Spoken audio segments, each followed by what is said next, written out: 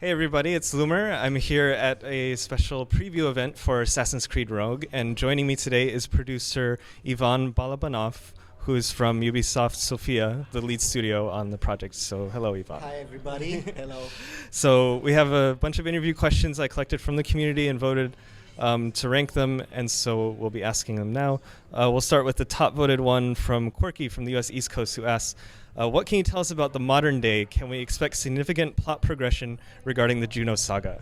At the current point in time, what I can confirm is that Assassin's Creed Rogue will have a present-day element, but what's in it, it's very much for the players to discover once the game is out. Okay, so we have a whole bunch of other questions, like if you're playing as the same Abstergo employee from Black Flag, if the present day runs concurrent to Unity, who Shay's descendant is in the present day, you know, where you get the DNA from. So just to confirm, like, no hints at all for any of these things. At the current point in time, yes, no hints. Let's not spoil the surprise for the players. The game is coming out on November the 11th, and you will have all the answers then. Okay. All right. Sorry about that, but that's how it goes. All right. So next question is from Faux Real in the U.S. who asks, according to the quote-unquote leaks, there are only 6 main sequences in Rogue. Will Rogue's main campaign be long like AC2, 3, 4, or short like Brotherhood, Revelations, Liberation? This is again something we cannot discuss at the current point in time. It's really very much for everybody to enjoy and discover the length of the main path of Assassin's Creed Rogue. What I can tell you is that it's a full, complete Assassin's Creed experience with proper length, depth and scope of the worlds, of the missions and everything else. Okay. Can you comment on if it's true if there's only 6 sequences or not? I can't comment on this either. Okay, no, okay, this is going to be a tough interview. Okay. Yes. I'm guessing this next one is going to be similar. Another question from Quirky from US and the East Coast. Will there be DLC content akin to Freedom Cry or the Tyranny of King Washington? We can't talk about DLC right now. Okay. All right, this is worse than when I interviewed Corey May. Okay, next question is from Curia. Okay, I'm not going to be able to pronounce this. They're from England, and they ask, is Shay related to Anne Bonney because her maiden name is Anne Cormac? This is purely coincidental. The two are not related. Okay, just a common Irish name. Okay, Carrie from China asks, will Rogue tell us why Shay was not mentioned at all in the Forsaken novel? This is something which, on one hand, the players will need to discover for themselves, but also let's not forget that Forsaken is a novel which focuses on the life of Haytham Kenway. Rogue is a different narrative. It's the story of Shay, and yes, there is quite a bit of overlap between the story of Shay and the story of Haytham. There are 2 different individuals with 2 different stories, and the fact that there is no mentioning of Shay in Forsaken is something which is not necessarily a core focus of Rogue. The game. Yeah. Okay, cool.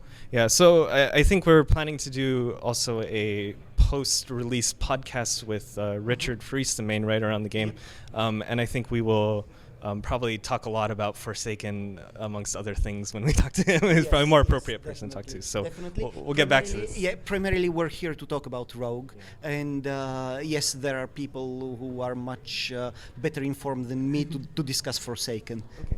So we have a question here from Nightmare95 who asks, which historical characters can we expect to see? We have a number of historical characters in the game. As you know, one of our core mottos as a franchise is that history is our playground, and historical characters are a very important element of this.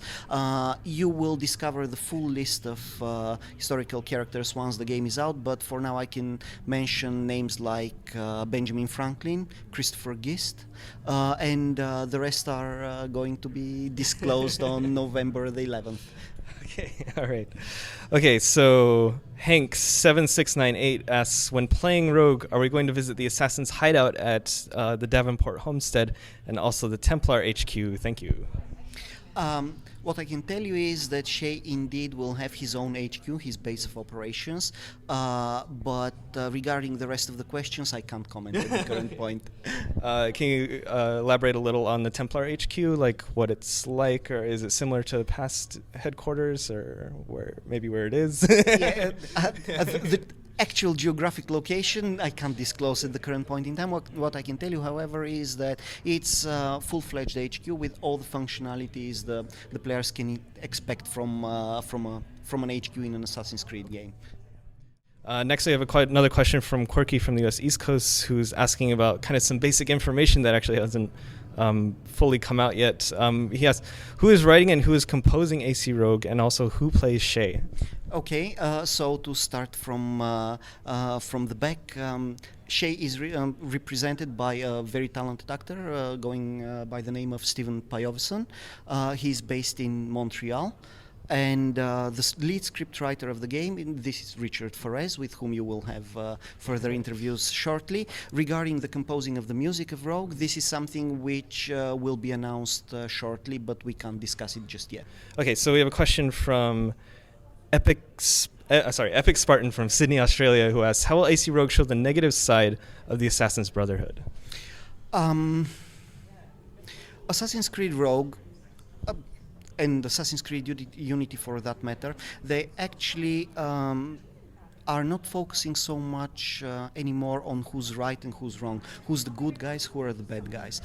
We're focusing in both games very much to the shades of grey, because both sides are fighting for what they believe is the right thing for humanity, what is good for all of mankind. They simply come from different philosophical backgrounds, but their methods are actually quite similar. They are resorting on violence, assassinations, killings, and so on in order to achieve their goals. So right now we are not looking at vilifying the Assassin's Brotherhood.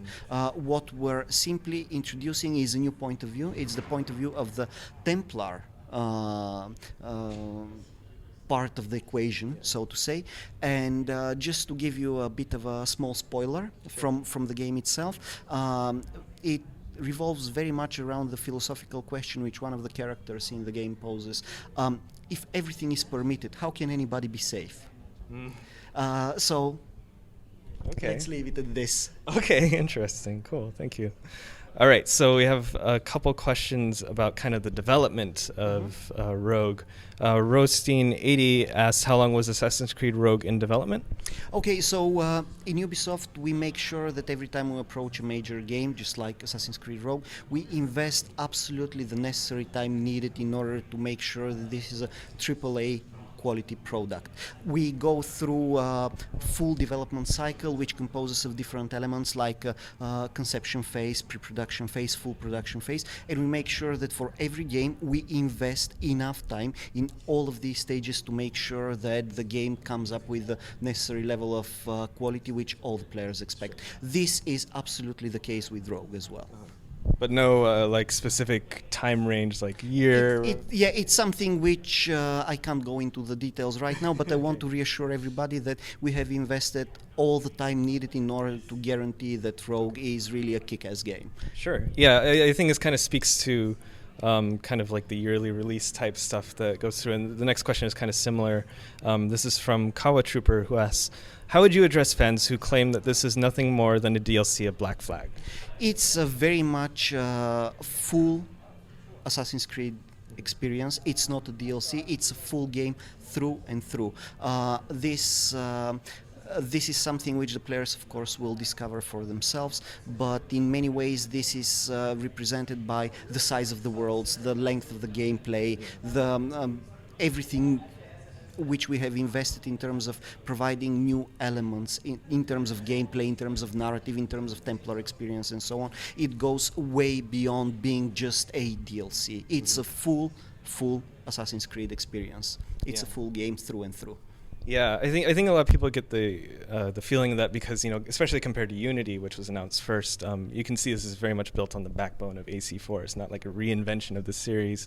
But I guess, you know, that doesn't always necessarily reflect the quality of the title. I mean, AC Brotherhood can be seen a lot as kind of the DLC of AC2, and it's one of the most highly regarded games in the series. So I think there's a lot of different factors that can go into whether any given Assassin's Creed game is good or not, and this is just like one small one, I guess. I think Indeed, and also let's not forget Assassin's Creed Unity is our major new installment of the franchise on the new generation of consoles.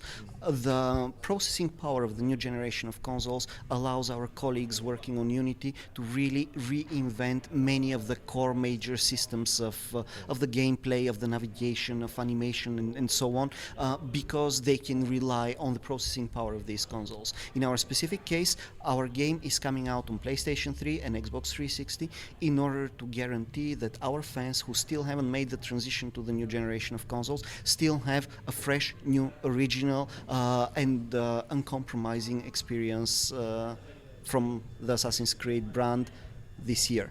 So from this point of view, we simply don't have the processing power available in our hands in order to reinvent all the core aspects and elements of the game. Yeah, that's understandable. And having played through Sequence 3 and 5 here at the event, it's very much a mix of kind of AC3, AC4, and then some new elements, especially with the hunting the assassins and the new locations. And it definitely has kind of the feel of something like Brotherhood or Revelations, where it's definitely built on the backbone, but it does definitely feel like its own thing as well. Yeah. In a way, it is an evolution. While Unity is the revolution in the franchise, Rogue is the evolutionary next step, which is capitalizing on all the good things which we like and enjoy in Assassin's Creed so far, plus all the new stuff which we are introducing with the Templar gameplay, with the new locations, with the new AI behaviors, and so on.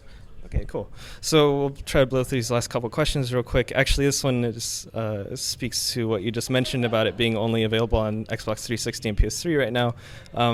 Nico Griffin from Poland asks, will AC Rogue ever be made available to play for next-gen consoles or PC? Well, on the PC, we already have the answer, as Raha announced earlier today. On the next generation of consoles, this is something which we're not planning to do. Okay. Yeah, so earlier in this event, the PR announced that Rogue will be coming to PC just early next year, I think is just general time frame. Early next year. Yes. Okay, but next gen, no comment right now. Okay. Okay, and not just no comment. This is something which we don't have in our plans for now. Oh, okay. Sorry. Yes, make sure. There's definitely a distinction between those. Okay, so no plans right now. Okay, and we have a question. Actually, I'm kind of curious about. I'm just going to throw one of my questions in here. I was interested in seeing kind of like some multiplayer elements creep into the single player with the addition of the whispers and then the compass when you're hunting the assassins. And I was wondering if it was ever brought up the idea of having multiplayer in Rogue, since it would be a lot easier to implement since it's based on Black Flag as opposed to something like Unity where you have to pretty much rework everything. So essentially, from the very beginning of the project, we decided to focus all our efforts on the core Assassin's Creed experience in the single player, and we decided that we will not have a multiplayer. Okay. Yeah. So it's just okay. But the elements which you mentioned, they are a part of the whole experience of hunting assassins. It's something which we decided to take certain elements, upgrade them, and modify them to the specific situation, because it was one of our core objectives from the very beginning of the project to make sure that once you become a Templar and you start hunting the assassins, everything which you were able to do as a player in the previous games is something which you will experience being done to you now. You get there assassinated, you get attacked from stalking bushes, you get boarded by enemy ships, and so on. And in order to make sure that Shay, as the assassin hunter, has everything needed in order to efficiently hunt the assassins, we decided to introduce a few new elements to make sure that this is something which the players will enjoy and will be able to fully utilize while hunting the most dangerous opponents out there. Yeah, at one point I was playing and I got in combat with an assassin. I was just like attacking, and then he one-hit counter-killed me. And I was just like, what? You can't do that. That's what I do. Yes, It's pretty funny. Yes, indeed. Yes, indeed. Okay. All right, we'll wrap it up with this last question from Makimoto from Brazil, who asks, will Shay have lots of different outfits, and will there be outfits that have a hood to use?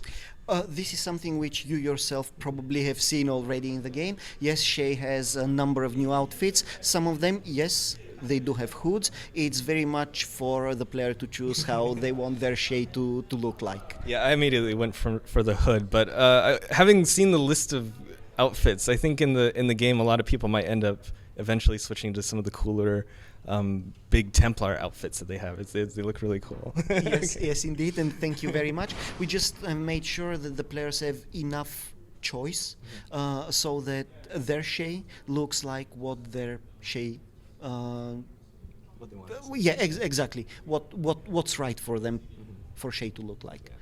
Okay, well, thank you very much for the interview. Thank you very much. It was a pleasure. Great. Okay, so stay tuned to my channel. After Unity and Rogue comes out, we'll be doing a bunch of follow-up podcasts for both of them with voice actors, writers, and I have my ongoing Assassin's Creed Pilgrimage series, which is visiting the real-life locations of the Ezio games. So stay tuned for all of that, and thanks for watching. Thank you very much. Thank you very much.